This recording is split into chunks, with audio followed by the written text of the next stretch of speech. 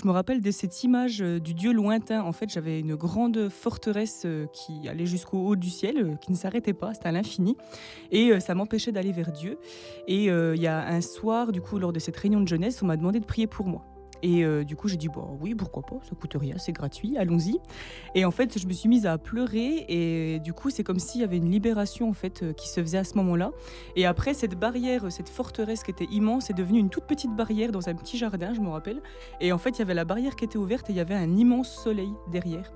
Ouais. Et c'est pour moi, c'était la présence de Dieu et en fait, pour moi, il fallait juste que je sorte de ce petit enclos, que j'accède en fait à la main de Dieu qui me tendait. Je me rappelle, c'était une main tendue.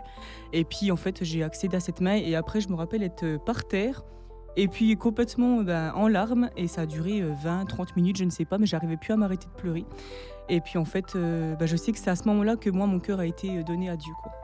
C'est Ça là où s j'ai senti proche.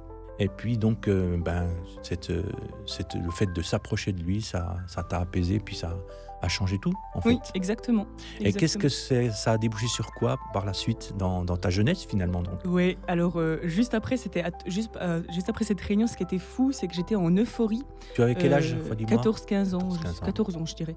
Mais j'étais en euphorie, j'arrêtais plus de rigoler, j'étais ivre de joie.